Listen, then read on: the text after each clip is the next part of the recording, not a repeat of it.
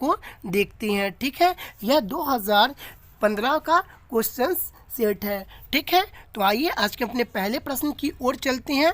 हमारा आज का पहला प्रश्न है कि गैब्रियल गार्सिया मार्केज की मृत्यु 17/4/2014 को हुआ। वे कौन थे? तो वे नोबेल पुरस्कार प्राप्त साहित्यकार थे। ठीक है दोस्तों, इसमें 2014 से लेकर के 2015 के बीच का करंट अफेयर दिया गया है। आपको देखना है 2023 से लेकर के 2024 तक के बीच के सभी महत्वपूर्ण करंट अफेयर को। आप इसी को मिला करके अपने करंट अफेयर को तैयार कर सकते हैं कि किस तरह से किस किस टॉपिक से प्रश्न को उठाया जाता है। ठीक है, प्रश्न नंबर 2, वर्ष 2014 में विंबलडन महिला एकल का खिताब किसने जीता? उत्तर हो जाएगा option number D, Petrova Kvitova ने जीता। ठीक है, प्रश्न नंबर 3, निम्नलिखित में से कौन सा युग्मित सही नहीं है? उत्तर हो जाएगा ऑप्शन नंबर डी, दक्षिण अफ्रीका की राजधानी जोहान्सबर्ग नहीं है, बल्कि दक्षिण अफ्रीका की राजधानी प्रिटोरिया है। और केन्या की राजधानी नैरोबी हो जाएगी, मिस्र की राजधानी काहिरा हो जाएगी, सूडान की राजधानी खार्तूम हो जाएगी। ठीक है, आइए हम प्रश्न नंबर 4 को देखते हैं। दी गाइड उपन्यास के लेखक निम्नलिखित में से कौन है?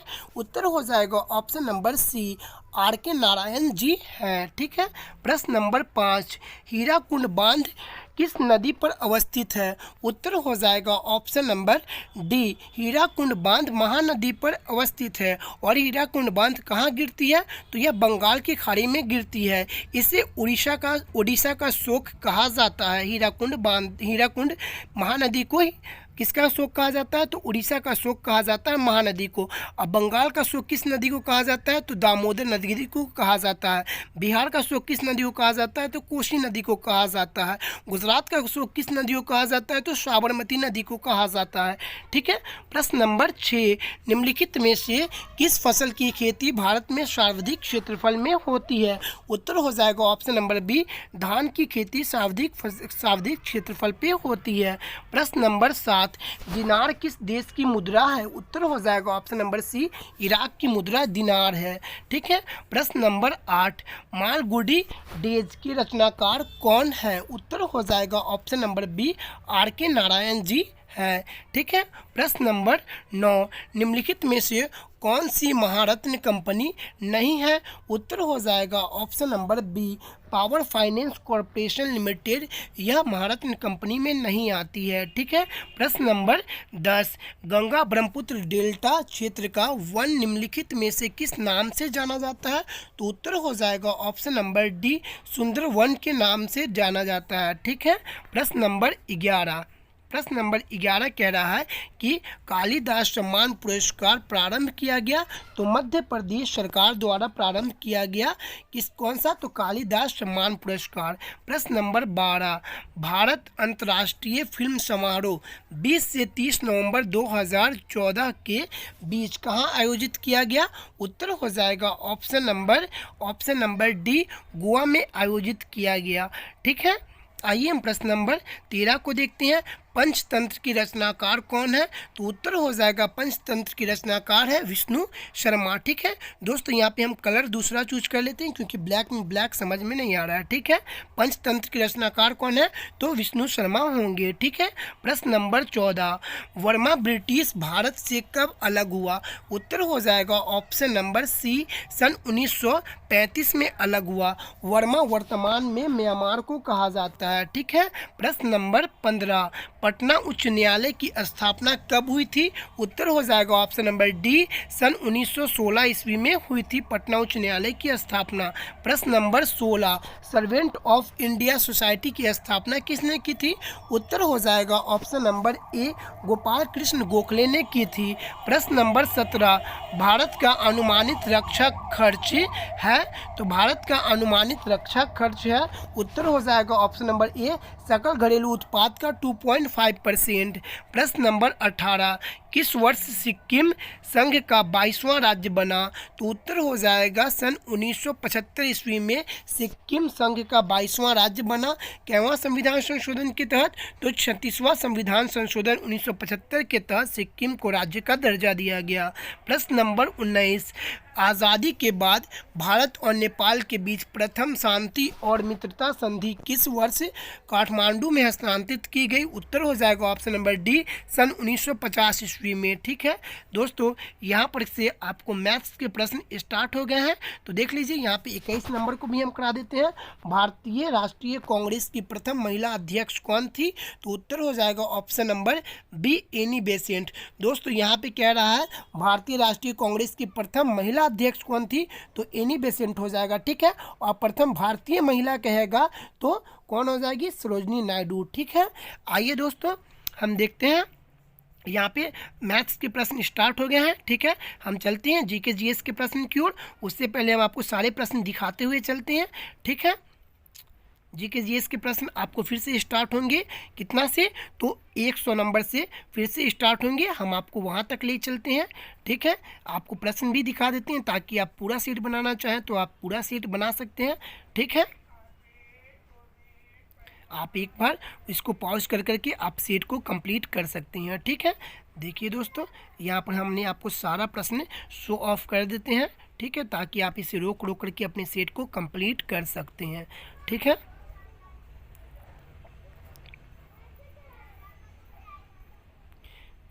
रीजनिंग और मैथ्स के प्रश्न सब है यहाँ पे। ठीक है, चलिए अब यहाँ पर से आपके स्टार्ट हो जाएंगे फिर से जीके जीएस के प्रश्न। ठीक है, 100 नंबर से। ठीक है, 101 नंबर। चलिए, निम्नलिखित में से कौन सा विटामिन का सर्वोत्तम है? उत्तर हो जाएगा निम्नलिखित में से कौन सा विटामिन ए का सर्वोत्तम स्रोत है? उत्तर हो जाएगा ऑप्शन नंबर ए, गाजर है। प्रश्न नंबर 102। ठीक है, जंगली गधे खूर निम्नलिखित में से कहाँ पाए जाते हैं? तो जंगली गधे पाए जाते हैं कक्ष के रण में। ये कक्ष का रण कहाँ स्थित है? तो गुजरात में स्थित है। जब बैरोमीटर का पारा अचानक गिर जाए तो किसका घोतक है? उत्तर हो जाएगा ऑप्शन नंबर सी, आंधी या झंझावत की संभावना होती है। ठीक है, प्रश्न नंबर 104। निम्नलिखित में से कौन सा बायोस्फीयर रिजर्व या सुरक्षित जीवमंडल नहीं है? उत्तर हो जाएगा ऑप्शन नंबर ए, मन्नार की खाड़ी। ठीक है, प्रश्न नंबर 105। निम्नलिखित में से कौन सा पोलियो का कारण है? उत्तर हो जाएगा option number B, virus. Jwalamukhi ring of fire या घेरा किस महासागर से संबंधित है? उत्तर हो जाएगा ऑप्शन नंबर ए, प्रशांत महासागर से संबंधित है। प्रश्न नंबर 107। ठीक है, प्रश्न नंबर 107 कह रहा है कि एलिसा जांच किस रोग की पहचान करती है? उत्तर हो जाएगा ऑप्शन नंबर डी, एड्स की पहचान करती है। अंगोरा ऊन किस पशु से प्राप्त किया जाता है? उत्तर हो जाएगा ऑप्शन नंबर ए, खरगोश से प्राप्त किया जाता है। सबसे अधिक प्याज उत्पादन करने वाला राज्य कौन है? तो महाराष्ट्र है। ठीक है, आइए हम प्रश्न नंबर 110 को देखते हैं। प्रश्न नंबर 110 कह रहा है निम्नलिखित में से कौन सा ब्लड ग्रुप सर्वव्यापक रखता है? तो उत्तर हो जाएगा ऑप्शन नंबर ए। ठीक है, आइए हम प्रश्न नंबर 111 को देखते हैं। प्रश्न नंबर 111 कह रहा है निम्नलिखित में से कौन सा खाद्य स्रोत लोहा का सर्वोत्तम स्रोत है? उत्तर हो जाएगा ऑप्शन नंबर ए, सेब। ठीक है, सेब में सबसे ज़्यादा पोटेशियम और क्या पाया जाता है? तो फॉस्फोरस पाया जाता है। पोटेशियम और फॉस्फोरस पाया जाता है सेब में। ठीक है, प्रश्न नंबर 12। एक लोहे की गेंद पारद या मरकरी से भरी बाल्टी में गिराई जाती है तो क्या होगा? उत्तर हो जाएगा ऑप्शन नंबर ए, यह बाल्टी की पेंदी में बैठ जाएगी, या फिर यह पारे या पारद की सतह पर तैरेगी, या घुल जाएगी, या इनमें से कोई नहीं। ठीक है, तो हम यहाँ पे उत्तर हो जाएगा ऑप्शन नंबर बी, यह पारे या पारद की सतह पर तैरेगी। ठीक है, आइए हम प्रश्न नंबर 113 को देखते हैं। 20 हर्ट्ज से 20,000 हर्ट्ज की आवृत्ति की ध्वनि निम्नलिखित में से क्या है? उत्तर हो जाएगा ऑप्शन नंबर डी, श्रव्य या ऑडिबल ध्वनि। ठीक है, प्रश्न नंबर 114। 3 तत्व जिनका उपयोग रासायनिक उर्वरक में सर्वाधिक होता है? उत्तर हो जाएगा option number B, nitrogen, potassium, phosphorus. प्रश्न नंबर 115। दही का खट्टापन निम्नलिखित में से किसके कारण होता है? तो लैक्टिक एसिड के कारण होता है। प्रश्न नंबर 116। डेसिबल का प्रयोग निम्नलिखित में से किसके मापन के लिए किया जाता है? तो उत्तर हो जाएगा ऑप्शन नंबर सी, ध्वनि की तीव्रता के लिए किया जाता है। प्रश्न नंबर 117, वायुमंडल में ट्रोपोस्फियर के ऊपर कौन सी परत पाई जाती है? तो उत्तर हो जाएगा ऑप्शन नंबर ए, स्ट्रेटोस्फियर पाई जाती है। ठीक है। प्रश्न नंबर 118, कैल्शियम की आवश्यकता निम्नलिखित में से किस में निर्मित होती है? तो उत्तर हो जाएगा ऑप्शन नंबर सी, हड्डियों के विकास में निर्मित होती है। प्रश्न नंबर 119, निम्नलिखित में से कौन सा विटामिन जल में घुलनशील है? तो जल में घुलनशील होती है बी और सी। भैंस गई पानी में, ठीक है, बी और सी, बी भैंस, ठीक है, यह जल में घुलनशील होती है। और विटामिन ए, डी, ई के यह वसा में घुलनशील होती है। विटामिन ए, डी, ई के, ठीक है, ये कहाँ होता है? तो यह वसा में घुलनशील होती है, विटामिन ए, डी, ई के। ठीक है। और यहाँ पे उत्तर हो जाएगा आपका ऑप्शन नंबर सी।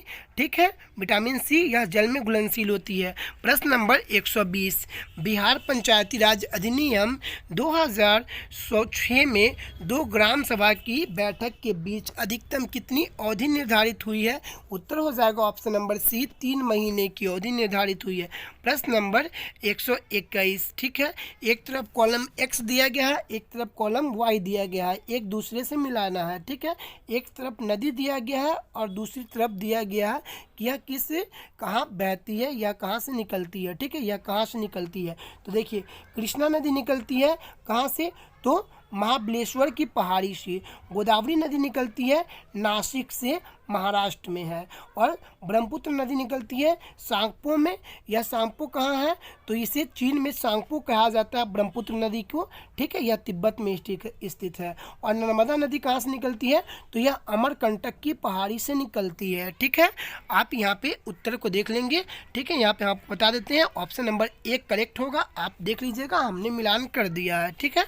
प्रश्न नंबर 122, अपील की सुनवाई में ग्राम कचहरी की न्यूनतम पंचों की गणपूर्ति की नियमित क्या होनी चाहिए? तो 7 होनी चाहिए। ठीक है। प्रश्न नंबर 123, ग्राम सभा एक या अधिक संख्या में निगरानी समिति का गठन कर सकती है। इस समिति का गठन किनसे किया जा सकता है? उत्तर हो जाएगा ऑप्शन नंबर डी, ऐसे व्यक्ति से जो ग्राम पंचायत के सदस्य न हो। ठीक है। प्रश्न नंबर 124, ग्राम पंचायत में चुने हुए सदस्य उप मुखिया का चुनाव करते हैं। उप मुखिया के निवास के संदर्भ में निम्नलिखित में से कौन सा वक्तव्य सही है, नहीं है? तो उत्तर हो जाएगा ऑप्शन नंबर ए, उप मुखिया के चुनाव में मुखिया मतदाता नहीं होता है। ठीक है, उप मुखिया के चुनाव में मुखिया मतदाता होगा, एकदम करेक्ट। ये करेक्ट नहीं है कि इसमें मुखिया मतदाता नहीं होता है, ये करेक्ट होना चाहिए। इसमें लिखा हुआ है होता है, यह गलत है। ठीक है। चलिए प्रश्न नंबर 125, मुखिया हस्तांतरित आवेदन देकर अपने पद का परित्याग कर सकता है। बिहार पंचायती राज अधिनियम 2006 के अंतर्गत उसे अपना आवेदन किसे प्रेषित करना होगा? तो उत्तर हो जाएगा ऑप्शन नंबर डी, जिला पंचायती राज पदाधिकारी को करना होगा। क्या करना होगा? तो आवेदन किसे प्रेषित करना होगा? तो जिला पंचायती राज पदाधिकारी को। प्रश्न नंबर 126, भारतीय संविधान का कौन सा प्रावधान दल बदल निरोध से संबंधित है? उत्तर हो जाएगा ऑप्शन नंबर बी, 10वीं अनुसूची दल बदल से संबंधित है। प्रश्न नंबर 127, भारतीय संविधान की धारा 198 में धन विधेयक पारित करने की विधि प्रावधानित है। यदि विधान परिषद या धन विधेयक को रोक लेता है तथा उसे वापस करने में से मना कर देता है तो कितने दिनों के बाद विधेयक दोनों सदनों से पारित माना जाएगा? तो 14 दिनों के बाद पारित माना जाएगा।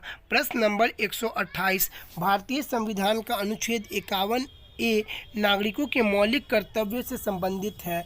भारत के संविधान संशोधन से इसे लिया गया? तो उत्तर हो जाएगा option number option number B 42वां संविधान से इसे लिया गया। ठीक है, क्वेश्चन फिर से पढ़ देते हैं। भारतीय संविधान का अनुच्छेद 51A नागरिकों के मौलिक कर्तव्य से संबंधित है। इसे किस संविधान संशोधन से लिया गया? तो उत्तर हो जाएगा लाया गया 42वां संविधान संशोधन 1976 के तहत। ठीक है, प्रश्न नंबर 129 को देखेंगे। प्रश्न नंबर 129 कह रहा है कि 74वें संविधान संशोधन निम्नलिखित में से किस संस्था से संबंधित है? उत्तर हो जाएगा ऑप्शन नंबर बी नगर पालिका से संबंधित है। दोस्तों, पंचायती राज्य से भरपेट क्वेश्चंस दिया गया है, आप उसे करना बिल्कुल भी ना भूलेंगे। ठीक है, प्रश्न नंबर 130। ठीक है, हाल ही में आंध्र प्रदेश से अलग कर एक नए राज्य तेलंगाना का गठन हुआ। इसे भारतीय संविधान की किस से सूची में परिवर्तित किया गया है होता है? तो उत्तर हो जाएगा ऑप्शन नंबर ए अनुसूची 1 में वर्णित होता है। ठीक है, प्रश्न नंबर 131 निम्नलिखित में से कौन सा राज्य पार्टी है? उत्तर हो जाएगा option number D Bahujan Samaj party. ये कौन सी पार्टी है? तो राज्य पार्टी है। ठीक है, प्रश्न नंबर 132 प्रथम लोकसभा स्पीकर कौन थे? तो उत्तर हो जाएगा ऑप्शन नंबर ए जेवी मावलंकर। यह प्रथम लोकसभा अध्यक्ष थे। इसी को इंग्लिश में स्पीकर कहते हैं। अभी वर्तमान में ओम बिरला जी हैं। ठीक है, प्रश्न नंबर 133 निम्नलिखित में से किस राज्य में विधानमंडल का ऊपरी सदन विधान परिषद नहीं है? तो उत्तर हो जाएगा ऑप्शन नंबर सी पश्चिम बंगाल में विधान परिषद नहीं है। विधान परिषद वर्तमान में कहाँ है? तो 6 राज्यों में विधान परिषद है। ठीक है, महाराष्ट्र में है, कर्नाटका में है, ठीक है, उत्तर प्रदेश में है और बिहार में है। ठीक है, और कहाँ है? तो आंध्र प्रदेश में है और तेलंगाना में है। ठीक है, आइए हम प्रश्न नंबर 134 को देखेंगे। बिहार में लोकसभा की 40 सीटें हैं, राज्यसभा की कितने सीटें हैं? उत्तर हो जाएगा ऑप्शन नंबर डी 16 सीटें हैं। लोकसभा की 40 सीटें और राज्यसभा की 16 सीटें बिहार में हैं। ठीक है, प्रश्न नंबर 135 है वर्ष 2011 की जनगणना की अनुमानित आबादी कितनी है? उत्तर हो जाएगा ऑप्शन नंबर सी 10 करोड़। वर्ष 2011 की जनगणना के अनुसार बिहार की जो अनुमानित आंकड़ा है वह 10,40,99,452 है। 10,40,99,452 कुल जनसंख्या 2011 के अनुसार है। ठीक है, और अब लगभग 13 करोड़ के आसपास हो गई है वर्तमान में 2021 की जनगणना के अनुसार माने तो। ठीक है, क्योंकि जनगणना प्रत्येक 10 वर्ष के बाद होता है। प्रश्न नंबर 136 सामान्यतः विधानमंडल के ऊपरी सदन के सदस्यों की कुल संख्या निचली सदन की कुल संख्या की 1/3 होनी चाहिए। ठीक है, ऑप्शन नंबर बी करेक्ट होगा। प्रश्न नंबर 137 बिहार राज्य में कुल कितने जिले हैं? उत्तर हो जाएगा ऑप्शन नंबर सी बिहार राज्य में कुल 38 जिले हैं और 9 प्रमंडल है।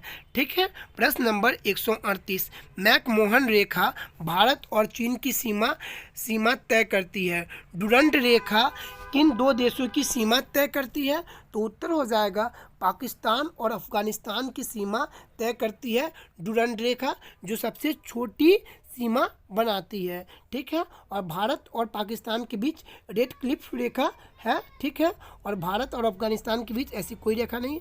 ठीक है, और भारत और म्यांमार के बीच कौन सी रेखा है? कोको चैनल कहाँ है? तो म्यांमार में है। ठीक है, आइए हम प्रश्न नंबर 129-39 को देखते हैं। ठीक है, फीफा विश्व कप 2014 का आयोजन किस देश में हुआ? तो दोस्तों 2014 का हमें याद नहीं रखना, हमें याद रखना है 2022 का। फीफा 2022 का आयोजन किस देश में हुआ था? तो कतर में हुआ था। अगर 2014 का हम बता दें तो आपको हुआ था कहाँ? तो ब्राज़ील में हुआ था। लेकिन 2022 में फीफा का आयोजन कहाँ हुआ? तो कतर में हुआ। ठीक है, आइए हम प्रश्न नंबर 140 को देखेंगे। ब्लड कैंसर को आमतौर पर किस नाम से जाना जाता है? तो ल्यूकीमिया के नाम से जाना जाता है। प्रश्न नंबर 141 मंगलयान 5 नवंबर 2013 को श्रीहरिकोटा से प्रक्षेपित किया गया। श्रीहरिकोटा किस राज्य में अवस्थित है? तो आंध्र प्रदेश में अवस्थित है। प्रश्न नंबर 142, उस देश को इंगित करे जहां से ब्रह्मपुत्र नदी नहीं गुजरती है। ठीक है, तो ब्रह्मपुत्र नदी निकलती है कहां से? तो यह निकलती है तिब्बत चीन से। ठीक है, और यह भारत में भी बहती है और यह बांग्लादेश में आकर के गिरती है। ठीक है, लेकिन यह म्यांमार में नहीं बहती है। ठीक है, कहाँ नहीं बहती है? तो म्यांमार से नहीं गुजरती। यहाँ पे हो जाएगा ऑप्शन नंबर 1 रॉन्ग। ठीक है, क्योंकि यह निकलती है कहाँ से? तो चीन से निकलती है और भारत होते हुए बंगाल की खाड़ी में बांग्लादेश में आकर के गिरती है। ठीक है, आइए हम प्रश्न नंबर 143 को देखेंगे। साइना नेहवाल किस खेल से जुड़ी है? तो उत्तर हो जाएगा ऑप्शन नंबर सी, बैडमिंटन से जुड़ी है। कीकन स्टेडियम किस शहर में अवस्थित है? उत्तर हो जाएगा ऑप्शन नंबर डी, जमशेदपुर में अवस्थित है। प्रश्न नंबर 145, फिजी की राजधानी कौन सी है? तो फिजी की राजधानी सुवा है। ठीक है, आइए हम प्रश्न नंबर 146 को देखेंगे। प्रश्न नंबर 146 कह रहा है कि शूद्रक मृच्छकटिकम नामक प्रसिद्ध नाटक की रचना की जो संस्कृत भाषा में थी। मृच्छकटिकम का अर्थ होता है, उत्तर हो जाएगा ऑप्शन नंबर बी, मिट्टी की छोटी गाड़ी। मिट्टी की छोटी गाड़ी होती है, उसे मृच्छकटिकम कहते हैं। ठीक है, प्रश्न नंबर 147, कुचिपुड़ी किस प्रदेश का लोक नृत्य है? उत्तर हो जाएगा ऑप्शन नंबर सी, आंध्र प्रदेश का लोक नृत्य कुचिपुड़ी है। प्रश्न नंबर 148, निम्नलिखित पुस्तकों में से कौन सी पुस्तक मुंशी प्रेमचंद्र द्वारा नहीं लिखी है? तो यहाँ पे है गोदान मुंशी प्रेमचंद्र द्वारा नहीं लिखी गई है। ठीक है, सॉरी, गोरा मुंशी प्रेमचंद्र द्वारा नहीं लिखी गई है। गोरा लिखी गई है रविंद्रनाथ टैगोर जी के द्वारा। और गोदान किसके द्वारा लिखी गई है? तो मुंशी प्रेमचंद्र के द्वारा, गबन मुंशी प्रेमचंद्र के द्वारा और रंगभूमि मुंशी प्रेमचंद्र के द्वारा लिखी गई है। लेकिन गोरा यह रविंद्रनाथ टैगोर जी के द्वारा लिखी गई है। प्रश्न नंबर 149, वर्ष 2014 के लिए भारत रत्न पुरस्कार निम्नलिखित में से किन्हें मिला? तो यहाँ पे उत्तर हो जाएगा option number C, CHSR Tendulkar यानी सचिन तेंदुलकर को मिला। ठीक है, और प्रोफेसर CN राव को मिला। ठीक है, और 2022 की बात करें तो 2022 में किन्हें किन्हें मिला? 2024 की बात करें तो किसे मिला? तो कर्पूरी ठाकुर जी को, जो बिहार के पूर्व मुख्यमंत्री और मुख्यमंत्री रह चुके हैं। और किसे मिला? तो लाल कृष्ण आडवाणी जी को देने की घोषणा कर दी गई है। ठीक है, आइए हम प्रश्न नंबर 150 को देखें। Bhopal a prayer for rain एक फिल्म है जो हाल ही में प्रदर्शित हुई है, औद्योगिक दुर्घटना पर आधारित है। 3 दिसंबर 1984 को भोपाल में कौन सी गैस का रिसाव वास्तव में हुआ था? उत्तर हो जाएगा option number C, methyl isocyanide gas का रिसाव हुआ था। ठीक है, तो दोस्तों यहाँ पे आपका